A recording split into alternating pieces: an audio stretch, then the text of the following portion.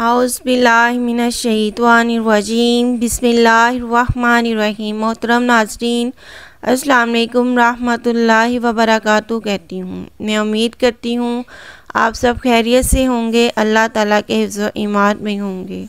मेरे प्यारे दोस्तों, आज मैं जो अमल आपकी खिदमत में लेकर हाज़िर हुई हूँ वो हलाल रोज़ी के बारे में है कि आप हलाल रोज़ी किस तरह से हासिल कर सकते हैं। इस वजीफ़े के करने से इंशाअल्लाह अल्लाह आपको इतनी दौलत हासिल देगा कि आपकी हर परेशानी ख़त्म हो जाएगी और इस तस्बीह की बरकत से आपकी हर हाजत पूरी हो जाएगी। घर वाले भी ये देखकर हैरान रह जाएंगे कि इतनी दौलत और बरकत कहाँ से आ रही है। नाज़रीन, रजब का महीना अल्लाह का महीना है। माह रजब में इतनी बरकत और फजीलत है कि अल्लाह पाक इसकी बरकत से रिज़्क़ के तमाम दरवाज़े खोल देता है।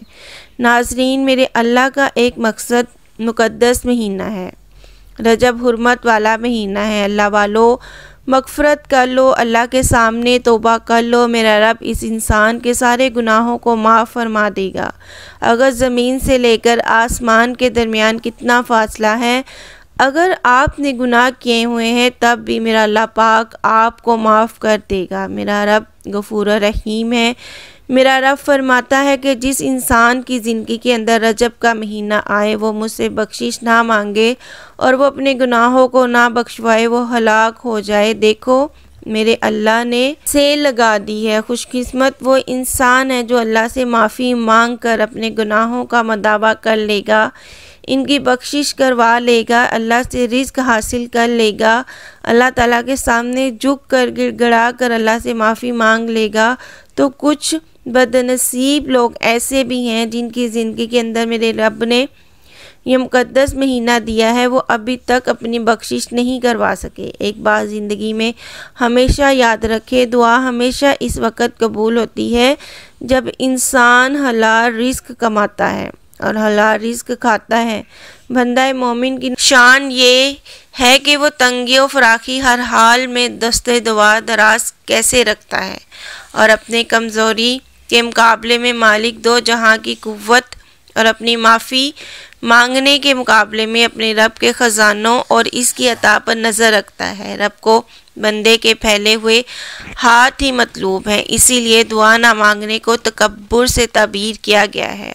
मेरा रब कहता है, मुझे पुकारो, मैं तुम्हारी दुआ कबूल करूँगा। जो लोग घमंड में आकर मेरी इबादत से मुंह मोड़ते हैं, ज़रूर वो ज़लीलो ख़वार होकर जहन्नुम में दाखिल होंगे। यानी रब को ना पुकारना, इसकी जानिब इल्तिजा ना करना तकब्बुर की अलामत में शामिल है। इसी तरह सूर अकरम सल्लल्लाहु अलैहि वसल्लम का ये इरशाद मनकूल है कि जो अल्लाह से नहीं मांगता अल्लाह इस पर गज़बनाक हो जाता है। हज़रत सलमान रज़ी अल्लाह ताला अन्हा से रवायत है, आप सल्लल्लाहु अलैहि वसल्लम ने फरमाया कि तुम्हारा रब हया का पीकर और साहिब इज़्ज़त व तकरीम है।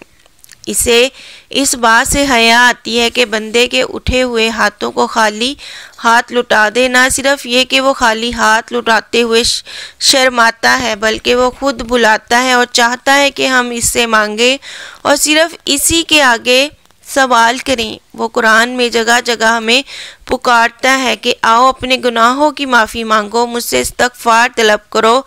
और मखलूक की शान भी ये है कि खालिक से रजू करें, हर हाजत इसे तलब करें, खड़े बैठे और लेटे इसी को पुकारें। दुआ के ज़रिए अल्लाह पाक से ताल्लुक़ पैदा होता है। वही इबादत की असल रूह है जो हर हाजिर व मौजूद से बेजार करके इसी के दर से वाबस्ता कर देता है। हज़रत अबू हुरैरा रज़ी अल्लाह ताला अन्हा से रवायत है कि नबी करीम सल्लल्लाहु अलैहि वसल्लम ने इरशाद फरमाया, जब तक कोई बंदा किसी गुनाह या किता रहमी की दुआ ना करे और कबूलियत के मामले में जल्दबाजी ना करे, इसकी दुआ कबूल होती रहती है। अर्ज़ किया गया, या रसूल अल्लाह, कबूलियत के मामले में जल्दबाजी करना क्या है? आप सल्लल्लाहु अलैहि वसल्लम ने फरमाया, बंदा कहे मैंने दुआ की और मुझे नहीं लगता कि वो मेरे हक़ में दुआ कबूल करेगा, फिर इस मामले में मायूस होकर थक जाए और दुआ करना ही छोड़ दे। वजाहत गुनाहों की दुआ करना यानी अल्लाह तबारक ताला की हराम की हुई चीज़ों में से कोई चीज़ मांगना और किताए रहमी की दुआ करना, जिसे ये कहना है कि अल्लाह फ़ला शख्स के दरमियान दूरी पैदा फरमा। यही हकीकी वसाल। अगर आप चाहते हैं आपकी दुआएं भी कबूल हों तो ये एक छोटी सी सबक आमूज़ बात सुन लें कि हज़रत इब्राहीम बिन अदम फरमाते हैं कि मैंने बहुत से मशाइख से पूछा कि मैं रिस्क हलाल कहाँ से और किस तरह हासिल करूँ। तो मशाइख ने फरमाया, अगर तुम रिस्क हलाल के तालिब हो तो शाम चले जाओ, वहाँ तुम्हें रिस्क हलाल कमाने के बहुत से मौके मिल जाएंगे। लिहाजा मैंने शाम मुल्क का सफ़र शुरू कर दिया और इसके एक शहर में पहुँच गया।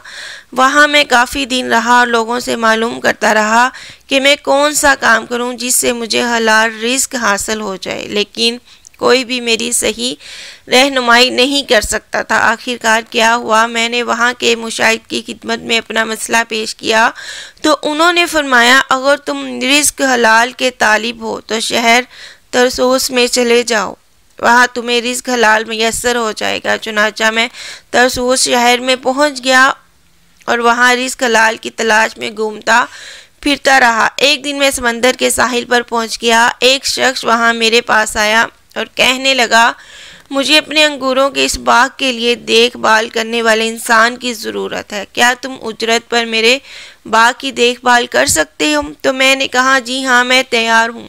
वह शख्स मुझे अपने बाग में ले गया जहाँ मैंने खूब मेहनत और लगन से काम किया।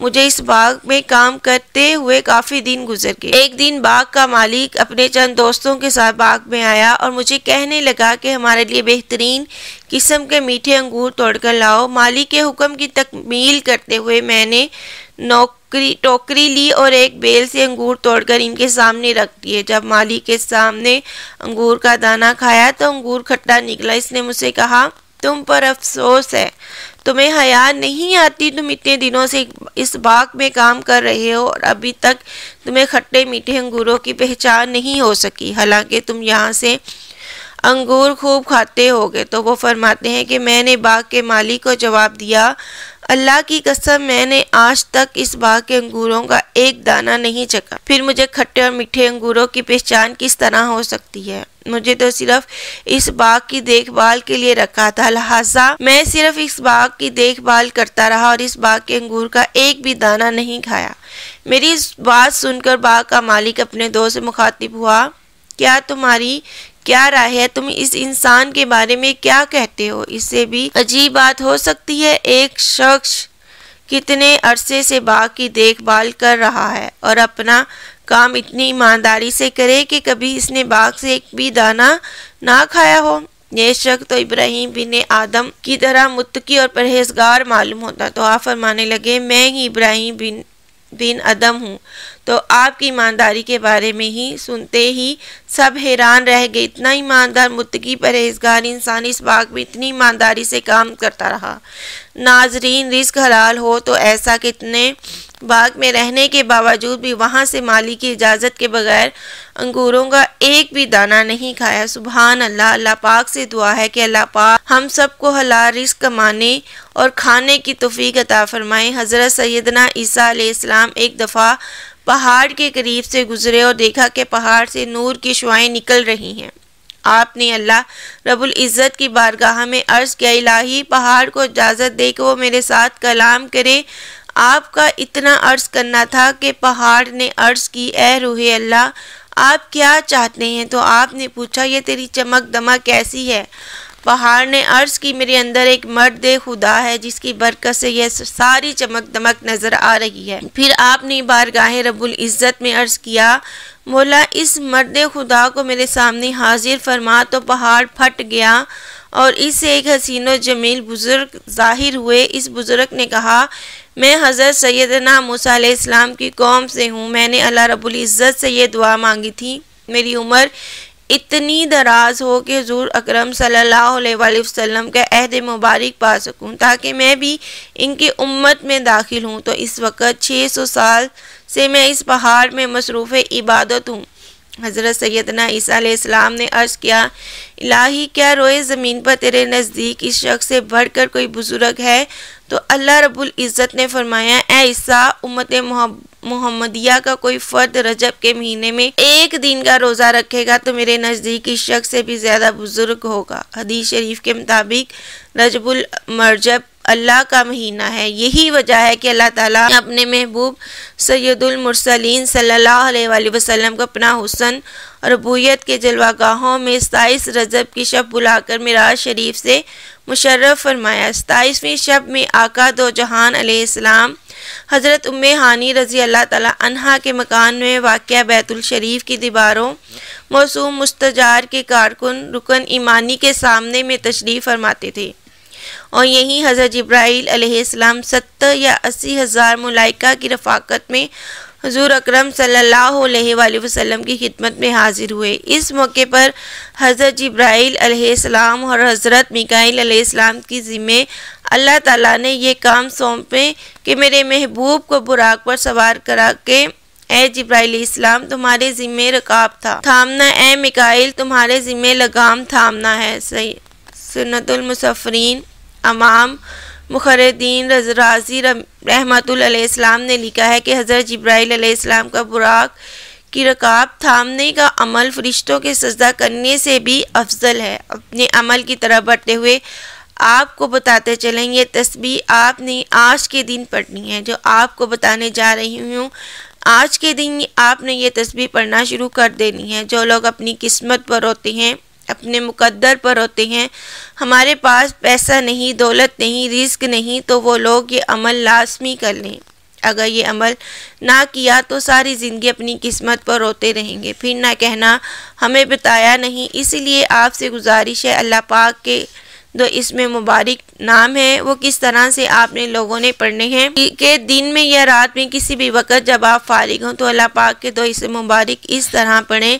अल मालिकु ला इलाहा इल्लल्लाहुल कादिरुल अल मालिकु, सबका बादशाह ला इलाहा इल्लल्लाहुल कादिरु, हर शय पर कुदरत रखने वाला। आप लोगों ने उर्दू को साथ मिलाकर नहीं पढ़ना, आपने अल मालिकु ला इलाहा इल्लल्लाह, आपने अल मालिकु ला इलाहा इल्लल्लाह। दोस्तों, जो बंदा अल्लाह के ये दो नाम पढ़ता रहता है, कुछ ना पूछें कि इसके हाथों में कितना पैसा आ जाता है, कितनी दौलत आ जाती है।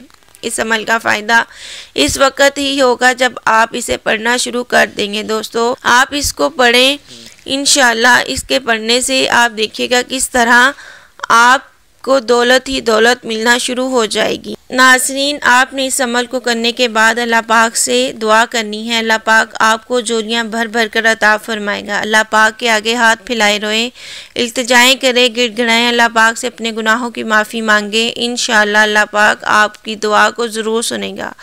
आप कर्ज़ की अदायगी के लिए इस अमल को करें और पैसे के लिए करें या फिर किसी भी परेशानी के लिए करें, अल्लाह के फजल व करम से आपकी हर परेशानी दूर हो जाएगी, आपका कर्ज़ अदा हो जाएगा। जिस मसले के लिए करेंगे वो मसला हल हो जाएगा। यकीन आपने अल्लाह की ज़ात पर रखना है। अल्लाह ताला आपके मसाइल को हल फरमाने वाले हैं और वही आपके मसाइल को हल फरमाएंगे। वज़ाइफ से अल्लाह ताला से मसाइल हल करवाने के लिए वसीला है। आपने रब्बुल इज़्ज़त से दुआ मांगनी है। अमल को मुख्तसर करने की कोशिश ना करें, अमल को खूबसूरत बनाकर पेश करें। घर के हर फर्द इस अमल को कर सकते हैं। सारी उम्मत के लिए दुआ मांगे, मुस्लिम और गैर मुस्लिम के लिए भी दुआ मांगे। ये बहुत ही ताकतवर मुजर्रिब अमल है। इस अमल को करके आप अल्लाह रब्बुल इज़्ज़त से जो भी दुआ मांगेंगे, इंशाअल्लाह मेरा सोना रब आपकी दुआ को ज़रूर कबूल फरमाएगा। इस अमल की इजाज़त हर एक को है, लेकिन इसके लिए आपसे दरख्वास्त है कि आपने चैनल को सब्सक्राइब करना है, वीडियो को लाइक करना है और प्यारा सा कमेंट्स आपने कर देना है। आखिर में अल्लाह रब्बुल इज़्ज़त से दुआ है कि अल्लाह रब्बुल इज़्ज़त मुझ समेत तमाम नाजरीन को इस अमल करने की तौफीक अता फरमाए और हम सबको अपना ज़्यादा से ज़्यादा ज़िक्र करने की तौफीक अता फरमाए। बिलखुसूस पंजगाना नमाज अदा करने की तौफीक अता फरमाए। हम सबको सिरातुल मुस्तकीम पर चलने की तौफीक अता फरमाए। या अल्लाह हम सब की और हम सब के वालिदैन की बख्शिश और मग़फ़िरत फरमा। आज के दिन तक जितने मुसलमान मर्द औरतें बूढ़े बच्चे इस दुनिया से चले गए हैं, सबकी बख्शिश अता फरमा। हम में से जो बहन भाई बीमार हैं, इनको सेहत व कामला अता फरमा। जो कोई भी जिस मुश्किल में मुब्तला हैं, या अल्लाह पाक इसकी मुश्किल को आसान फरमा। बिलखुसूस जिन भाइयों ने कहा है कि हमारे लिए दुआ करें, अल्लाह ताला इनकी परेशानियों को ख़त्म कर दे। जिसमें कोई जो शख्स किसी भी मुश्किल में है, अल्लाह ताला सब की मुश्किलात को आसान फरमा। जो बे औलाद हैं इनको औलाद नरीना अता फरमा। जो बेरोज़गार हैं इनको रोज़गार अता फरमा। आमीन सुम्मा आमीन। कोशिश किया करें जब दुआ मांगी जाती है तो आप साथ में आमीन बोला करें। वीडियो को सदका जारिया की नीयत से अपने दोस्तों और रिश्तेदारों के साथ शेयर भी कर दिया करें। इंशाल्लाह फिर किसी नए वजीफ़े और अच्छी मालूमात के साथ आपकी खिदमत में दोबारा हाज़िर होंगी। तब तक के लिए अल्लाह निगहबान। अल्लाह हाफ़िज़।